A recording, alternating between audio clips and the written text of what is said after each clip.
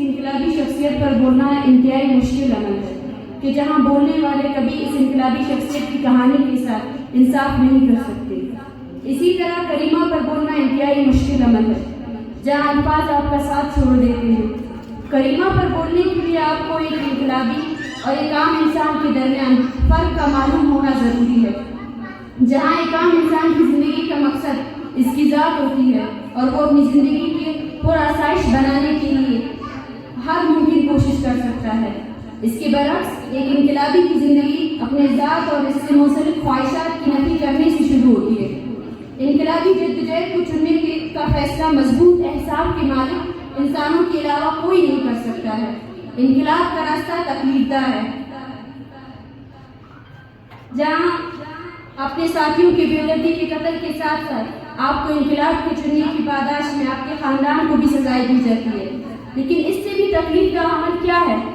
इससे भी तकलीफदा अमल वो है जब आपके पैदा करदा वो आलात है जहाँ आपके हम वतन आपकी किरदार खुशी करके आपको रोकने और मायूस करने की कोशिश करते हैं।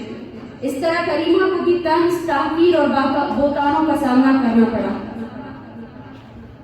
मैं बलूचों की इस नस्ल से ताल्लुक़ रखती हूँ जहाँ बलूचों को परियों और शहजादियों की कहानी सुनाने के बजाय करीमा जैसे शेरजादों की कहानी सुनाई जाती है।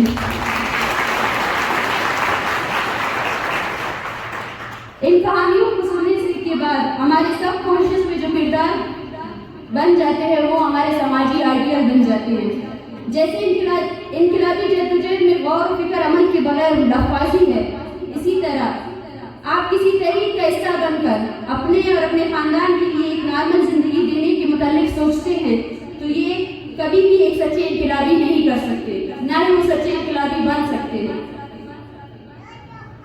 करीमा की जिंदगी का मुताला करने से हम देखते हैं कि करीमा ने अपने लिए नॉर्मल जिंदगी का इंतखाब किया और न ही अपने खानदान के लिए। इसकी जिंदगी मुश्किलात और तकालीफ से भरपूर थी, लेकिन वो न कभी इस जद्दोजहद से मायूस हुई और न ही कभी इसके हौसले कमजोर हुए।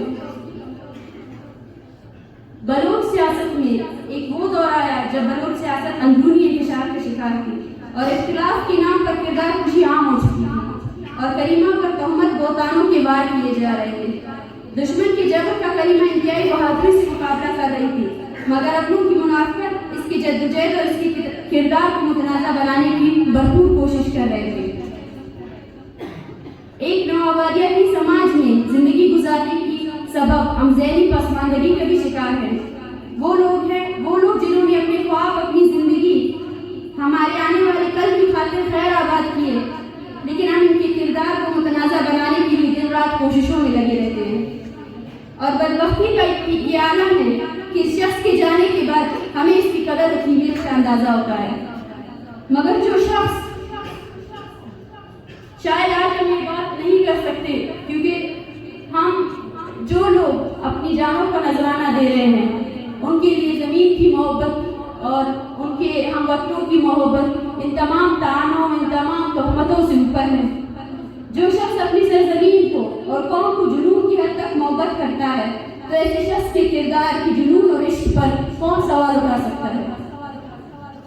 करीमा की जिंदगी एक ऐसी इनकलाबी किताब है जिसका मुताला किसी भी समाज में इनकलाब बर्पा कर सकता है। बलोचों की मौजूदा और आने वाली नस्लें वो खुश नसीब नस्लें हैं जिनको पढ़ने के लिए करीमा जैसे किरदार मैसर होंगे, जिसे मशहूर बनाने के लिए करीमा जैसे आइडियल मौजूद होंगे। करीमा की जद्दोजहद और किरदार इन सवालात और बोतानात की जवाब है जो बलोच कौम को जाहिल, बेशऊर और बदतहजीब कहते हैं।